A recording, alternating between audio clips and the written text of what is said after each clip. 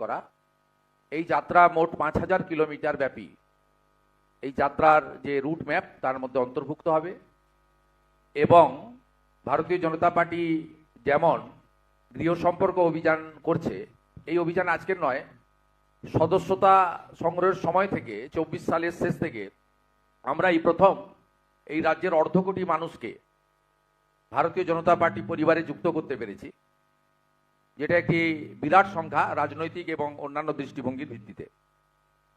আমরা এবারে ১ কোটি গণদেবতা জনতা জনার্দনের কাছে ভারতীয় জনতা পার্টির পরিবর্তন যাত্রার লক্ষ্য, উদ্দেশ্য, বাংলার বর্তমান পরিস্থিতি, আগামীর বাংলা কেমন হওয়া উচিত, সর্বোপরি উত্তরবঙ্গের আলিপুরদুয়ার প্যারেড গ্রাউন্ড থেকে একদিকে সরকারি কর্মসূচি, হাজার হাজার কোটি টাকা রাজ্যের বিনিয়োগ, উদ্বোধন এবং শিলান্যাস, সাথে লক্ষ লক্ষ মানুষের সংযুক্তিকরণের মধ্য দিয়ে মাননীয় প্রধানমন্ত্রীর যে বক্তব্যগুলি, একটি আবহাওয়া খারাপের জন্য তিনি অডিও বক্তব্য রেখেছিলেন রানাঘাটে তাহেরপুরে, বাকি ৫টাতেই তিনি ফিজিক্যাল স্পিচ রেখেছেন এবং লোকসংখ্যাও আপনারা দেখেছেন।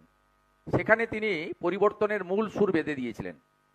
সেটাকেই আমরা একেবারে গাঁ-গঞ্জ, হাট, নগরে, গ্রামে, প্রান্তে, পাহাড়ে, সাগরে, জঙ্গলমহলে, তরাই, ডুয়ার্সে, মহানগরে, নগরে এবং প্রান্তিক এলাকায় আমরা পৌঁছে দেওয়ার জন্যই এই একটি বড় কর্মসূচির আয়োজন করেছি।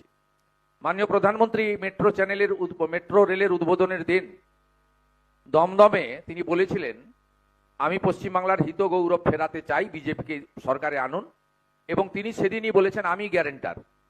মাননীয় প্রধানমন্ত্রীকে গোটা পৃথিবীর মানুষ বিশ্বাস করেন, পশ্চিমবাংলার মানুষও তার প্রতি আস্থাশীল। ভারতবর্ষের ১৪০ কোটি মানুষ তো আছেনই, তাই পশ্চিমবাংলার হিত গৌরবকে ফিরিয়ে আনার গ্যারেন্টার নরেন্দ্র মোদীজি তিনি রেখেছেন। তাই এই পরিবর্তন যাত্রা সফল হবে, এটা আমরা আশা করি। মাননীয় রাজ্য সভাপতি বলেছেন যে এই পরিবর্তন যাত্রা কেবলমাত্র ভারতীয় জনতা পার্টির কার্যকর্তা, সদস্য, সাংগঠনিক দায়িত্বপ্রাপ্ত শুভানুধ্যায়ী ভোটারদের মধ্যে সীমাবদ্ধ না রেখে তার ব্যাপ্তি আরও বাড়িয়ে জনগণকে সংযুক্তিকরণের মধ্য দিয়ে এই পরিবর্তন যাত্রা এগিয়ে যাবে এবং কলকাতাতে এসে শেষ হবে। এই রাজ্যে কয়েকটি বিন্দুতে আমি বলতে চাই রাজ্যের বর্তমান অবস্থা ভয়াবহ। ২০১১ সালে মা মাটি মানুষের স্লোগান দেওয়া এই সরকার কি করেছে এবং কিভাবে আমাদের রাজ্য সর্বক্ষেত্রে পিছিয়ে গেছে সকলের চোখের সামনে, আপনাদের ব্যক্তিগত জীবনে, আপনাদের অভিজ্ঞতায়, আপনাদের অনুভূতিতে এবং আপনাদের বাস্তব পরিস্থিতির সামনে দাঁড়িয়ে আপনারা উপলব্ধি করতে পারছেন। নতুন করে কিছু বলার নেই। বলা হয়েছিল বদলা নয় বদল চাই। এই রাজ্যকে কিভাবে রক্তাক্ত করা হয়েছে, শুধু রাজনৈতিক সন্ত্রাস নয়, এখানে ধর্মগত সন্ত্রাস থেকে শুরু করে জনবিন্যাস বদলে দেওয়া থেকে শুরু করে সীমাহীন যে তোষণ বা তুষ্টিকরণ, তার এক ঝলক গতকাল আপনারা কলকাতাতে ইফতার পার্টিতে মুখ্যমন্ত্রীকে দেখেছেন। সেখানে একটি ধর্মীয় অনুষ্ঠানে মুখ্যমন্ত্রীকে বসিয়ে রেখে তার ভবানীপুর বিধানসভা কেন্দ্রের ইমাম, ১৬ আনা মসজিদের, তিনি প্রকাশ্যে বলেছেন, যা আপনারা অনেক সংবাদ মাধ্যম দেখিয়েছেন, কেউ কেউ দেখাতে পারেননি, পোর্টালগুলো বেশি করে দেখিয়েছে, তিনি বলেছেন গর্বের সঙ্গে যে টাটার জায়গাটা আমাদের দিয়ে দিয়েছেন মুখ্যমন্ত্রী। তাহলে টাটাকে শুধু ১১ সালে আপনার তাড়িয়ে দেওয়া নয়, টাটার যে জায়গা নিউ টাউনে সেটাও ১৬ আনা মসজিদের ইমাম সাহেবকে বা তার কথাতে দিয়ে দেওয়া হয়েছে। তিনি মুখ্যমন্ত্রীর সামনে সদর্পে ঘোষণা করছেন।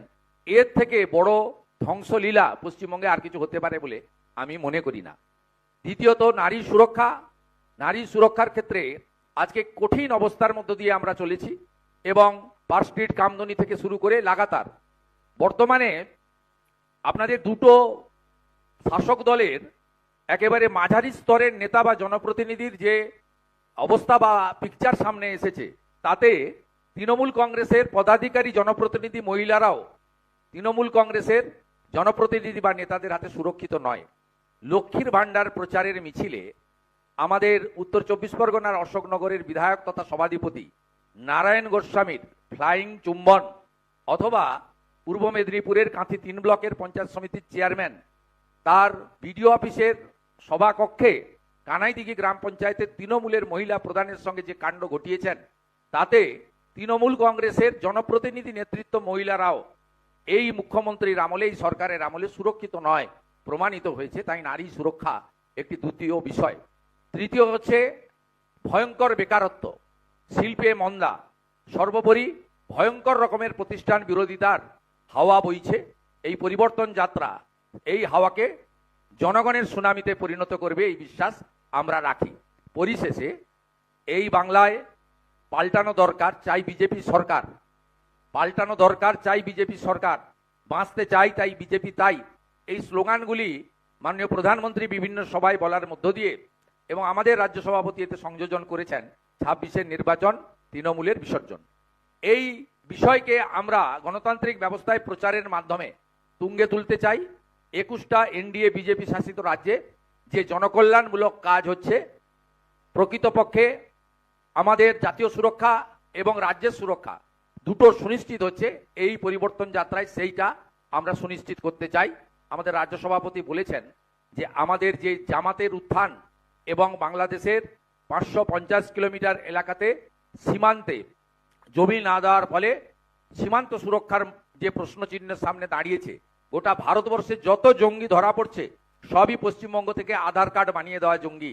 এই এক ভয়ঙ্কর জাতীয় সুরক্ষার ক্ষেত্রে প্রশ্নচিহ্নের সামনে আমরা দাঁড়িয়ে গেছি। গতকাল পাটনাতে বিহারে ভারতবর্ষের যশস্বী স্বরাষ্ট্রমন্ত্রী তিনি একইভাবে পশ্চিমবাংলায় আগামী দিনে ভারতীয় জনতা পার্টির সরকার তৈরি হবে, সীমান্ত সুরক্ষিত হবে, অবৈধ বাংলাদেশি মুসলিম অনুপ্রবেশকারীদের হাত থেকে পশ্চিমবাংলা তথা ভারতবর্ষ সুরক্ষিত হবে, এ কথা দ্ব্যর্থহীন ভাষায় বলেছি। বারে বারে নরেন্দ্র মোদীজি সহ জাতীয় নেতারা বলেছেন, আমরাও বলেছি, একজন আদ্যপান্ত আদর্শ বাঙালি ডক্টর শ্যামাপ্রসাদ মুখার্জি, যিনি বাঙালি হিন্দুদের জন্য এই হোমল্যান্ড দিয়ে গেছিলেন 1947-এর 20শে জুন, এই আদর্শ বাঙালির তৈরি করা পশ্চিমবঙ্গ যতক্ষণ না ভারতীয় জনতা পার্টি জিতছে ততক্ষণ ভারতীয় জনতা পার্টির যে তাদের যে বিজয় রথ, মোদীজির যে রথের অশ্বমেধের ঘোড়া, সেই বৃত্ত সম্পূর্ণ হতে পারে না। তাই পরিবর্তন যাত্রায় সকলকে অংশগ্রহণের